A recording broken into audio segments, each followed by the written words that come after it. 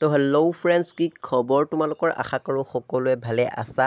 তো বহুতো ছাত্ৰ ছাত্ৰীয়ে মোক এতিয়া প্ৰশ্ন কৰি আছে যে এইচএছ পৰীক্ষাৰ ৰিজাল্ট কেতিয়া দিব, কোনটো তাৰিখে দিব, কি বাৰে দিব, এনেধৰণৰ বহুতো প্ৰশ্ন মোক এতিয়া ছাত্ৰ ছাত্ৰীসকলে SMS কৰি সুধি আছে, যাৰ জৰিয়তে মই আজিৰ এই ভিডিঅ'টো বনাবলৈ প্ৰস্তুত হ'লোঁ। গতিকে তোমালোকে ভিডিঅ'টো স্কিপ নকৰাকৈ আৰম্ভণিৰ পৰা শেষলৈকে চাই যোৱা। আৰু যদিহে ভিডিঅ'টো চাই ভাল লাগে তোমালোকে বন্ধু বান্ধৱীৰ লগত ভিডিঅ'টো শ্বেয়াৰ কৰি দিবা। তেনেহ'লে ব'লাচোন আজিৰ ভিডিঅ'টো আৰম্ভ কৰোঁ।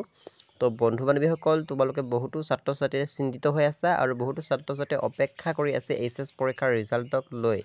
গতিকে তোমালোকে আৰু অপেক্ষা কৰিব নালাগে, যিহেতু শিক্ষামন্ত্ৰী ৰণোজ পেগুৱে ইতিমধ্যে ঘোষণা কৰি কৈছে যে মে' মাহৰ 10 তাৰিখৰ আগত এইচএছ পৰীক্ষাৰ ৰিজাল্ট দিব। গতিকে আজি হৈছে মে' মাহৰ 5 তাৰিখ আৰু 3 দিনৰ পিছত এইচএছ পৰীক্ষাৰ ৰিজাল্ট তোমালোকে পাই যাবা। গতিকে বহুতো ছাত্ৰ ছাত্ৰী এতিয়া চিন্তিত হৈ আছে, কি বাৰে দিব, কেই তাৰিখে দিব, এনেধৰণৰ বহুতো প্ৰশ্ন মোক সুধি আছে। গতিকে তোমালোকে আৰু চিন্তিত হ'ব নালাগে। আজি হৈছে মে' মাহৰ 5 তাৰিখ আৰু 3 দিনৰ পিছত তোমালোকে এইচএছ পৰীক্ষাৰ ৰিজাল্ট পাই যাবা।